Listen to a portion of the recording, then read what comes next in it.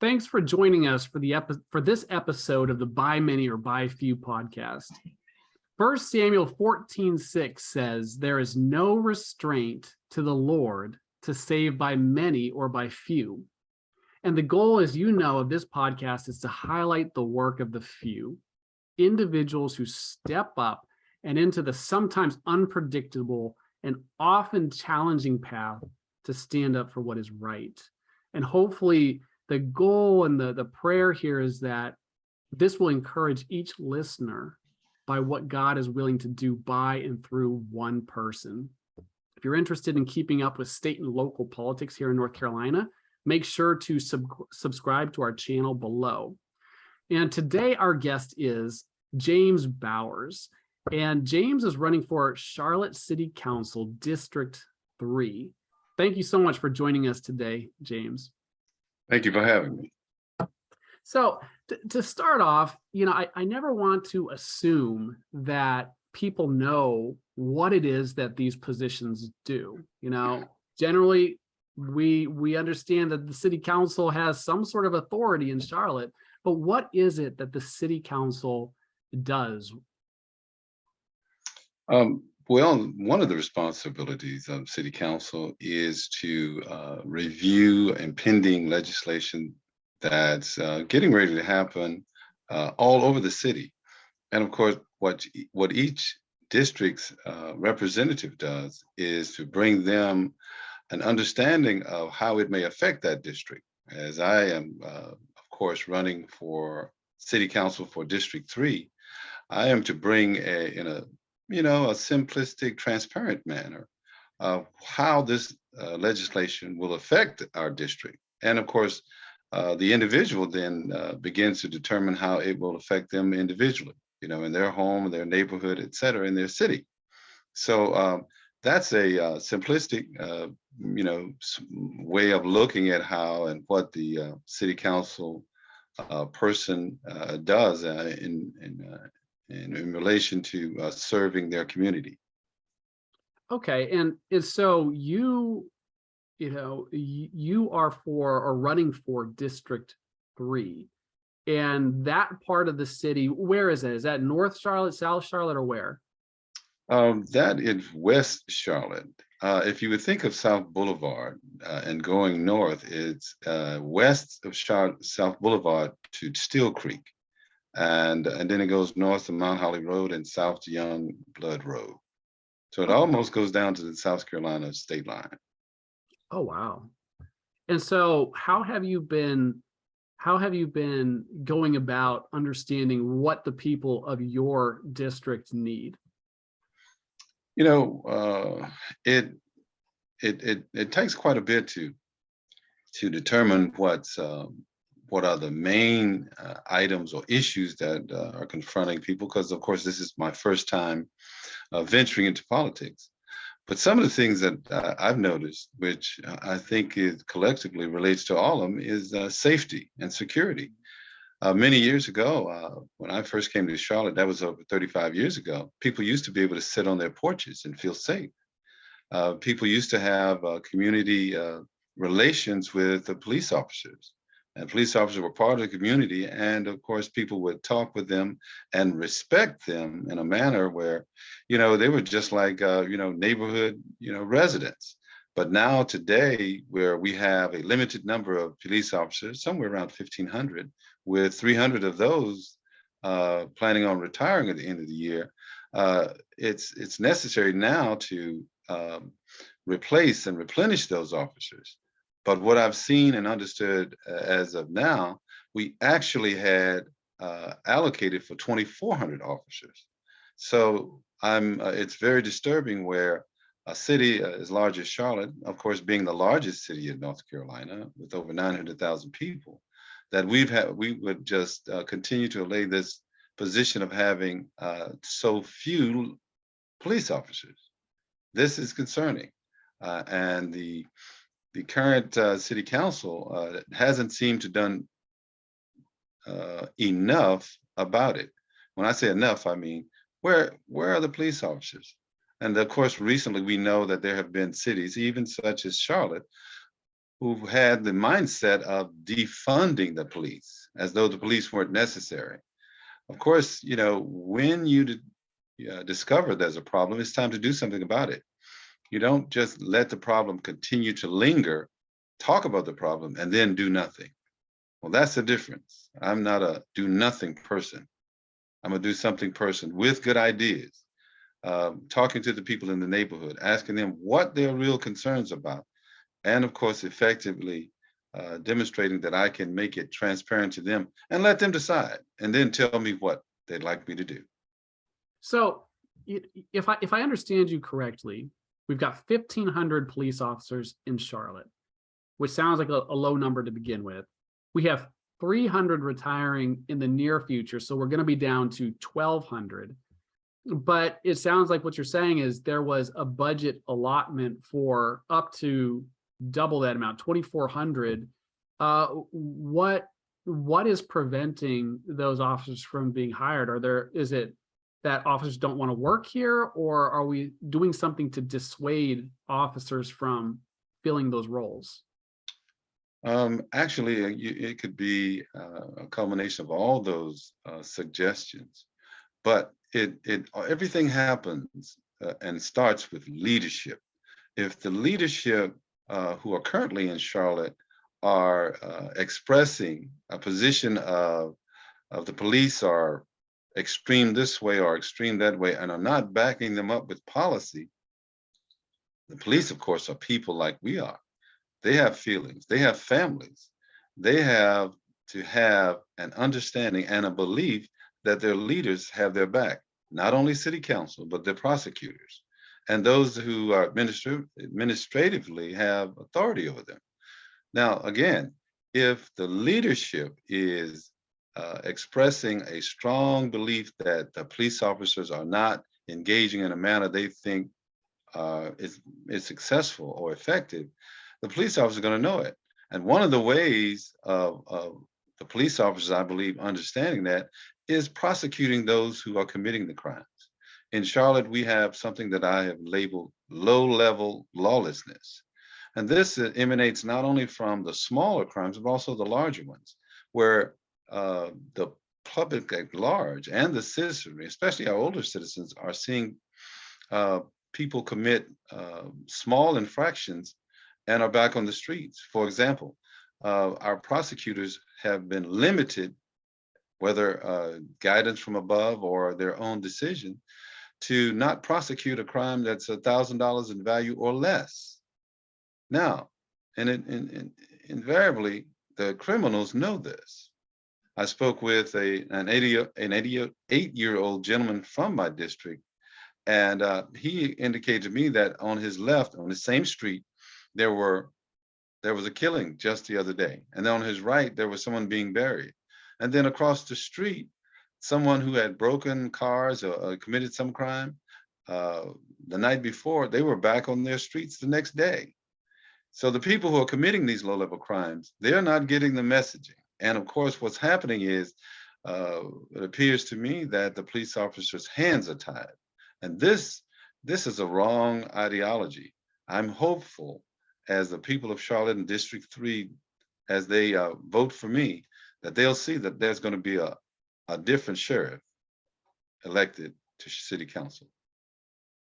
You raised some really, really key points. And I think that perhaps people that have lived in states like North Carolina don't quite understand or grasp yet what this kind of behavior towards the police can do to the whole environment. I know growing up in Seattle, as I did, where the police were always the enemy, going back as far back as I can remember, we had our car stolen twice. And when we called the police, they said, well, we really can't do anything about it until the criminal's been caught up to 5 times, and then we can lock them up. And so there was just a wave of cars getting stolen. And, us growing up in a single mother household, well below the poverty line, it was not an easy thing to replace a car. And so a lot of what you're saying resonates with my own history. And so I like what you're saying there. But you mentioned that this is your first time running for office, but it sounds like you do have a history and a background of civil service here in Charlotte. Is that right? Um, I wouldn't say it was civil service because I look at civil service as someone working for the government. No, actually, it's a civic responsibility for every citizen to take part in how the laws are constructed, how they're made and implemented, so that it's a as they say fair game for everyone. Because sometimes we found out that there are two standards of justice, and that two standards of justice or two-tier justice system is not helpful for any city or any neighborhood that tries to thrive. You know, it's incumbent that the Charlotte City residents know that ideas for our current state and for the future are being created to strengthen Charlotte, not just draw people to Charlotte to make Charlotte something that another city wants to be compared to. No, we need to draw on our strengths, our ideas, our character, and our sense of neighborhood to help our brother out, so to speak, because it's always important to me to be a servant. And part of what that servant mentality does is it looks on others first. The election day is July 26th, which is just over 1 month from now. What are your key issues? You already mentioned safety, which is, something that speaks to all of us. What else besides safety? Well, my other foundation platforms are trust and transparency. And what comes down from leadership is that when someone hears you share with them, explain to them, and of course engage with them, they believe in what you're saying. The trust part comes from when you actually are making it transparent and easy to understand.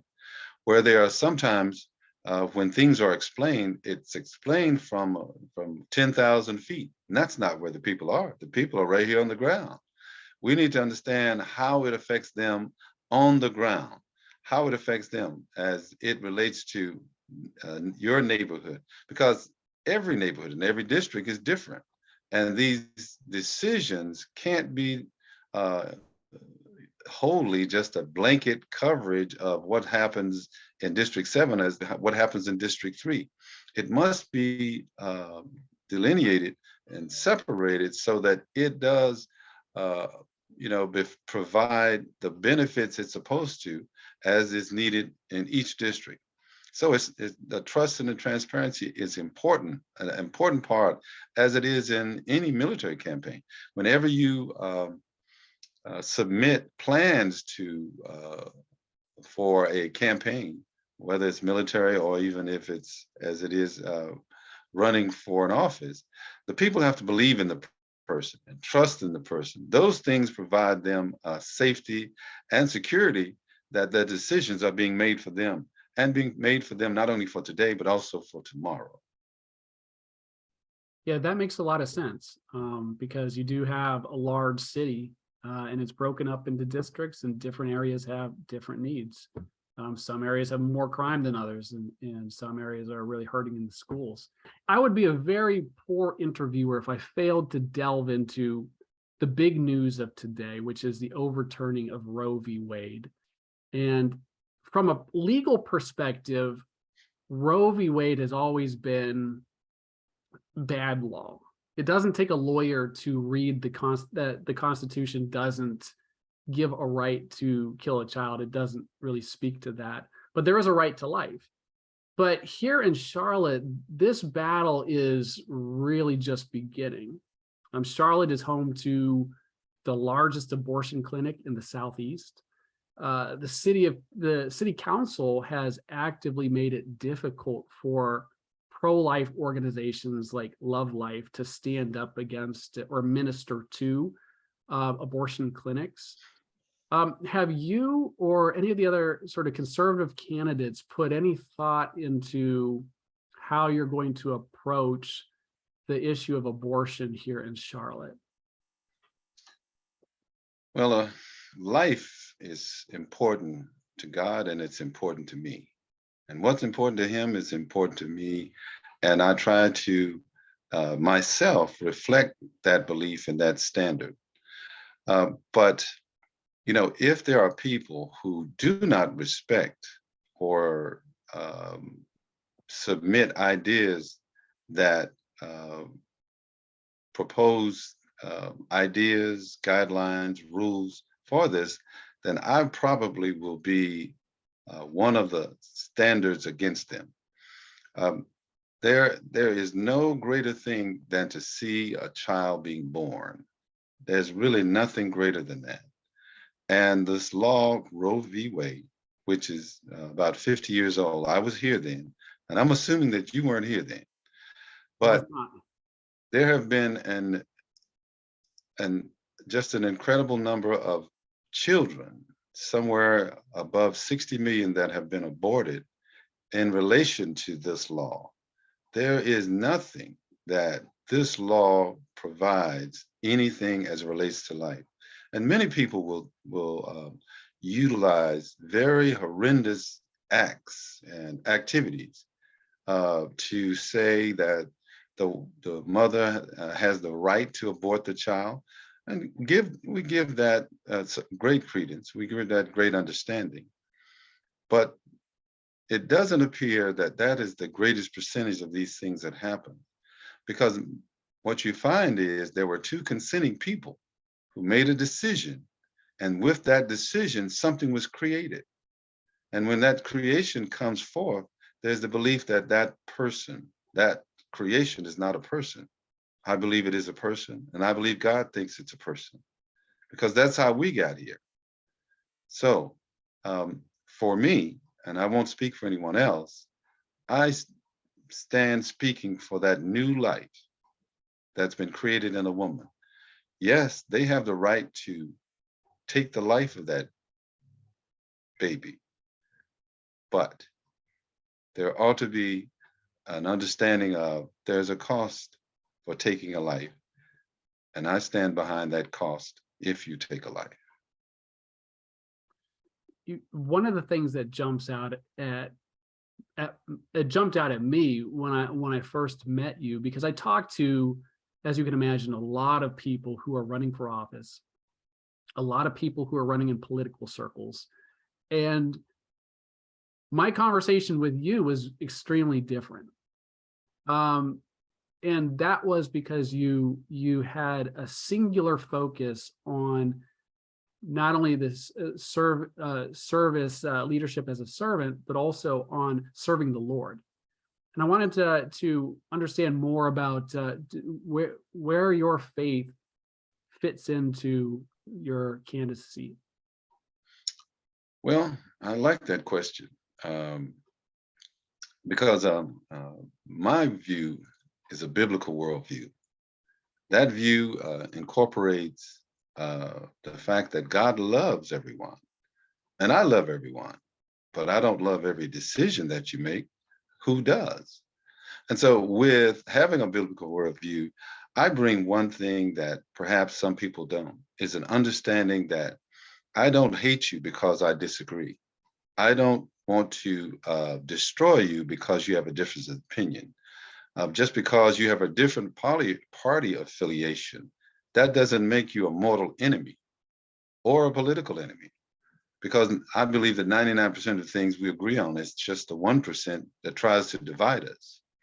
So as a man of God, I look at everything as how it will better you first, not on me, because I believe that's rather the position of a servant, is how can it better you first? And then you look on how it can better me. And then we don't have to then become adversarial in every discussion, in every parcel or particle of society as we work together. It's important to God, and it's important to me. That sounds like bringing a small piece of heaven to earth. And something that we could use greatly here in Charlotte. James, I want to thank you again for joining us on this podcast. If people want more information or would like to volunteer with this last month with James' campaign, or make donations to get those signs out or what have you, they should go to James H. Bowers for citycouncil.com. That's again, James H. Bowers for citycouncil.com. Every $20 bill counts. And you can also reach out to him at James H. Bowers for citycouncil@gmail.com. And I'll post all that information in the video summary so you can get it there.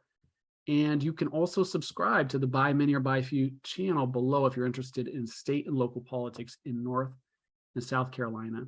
This has been a By Many or By Few podcast. So until next time, stand for what's right, even if you stand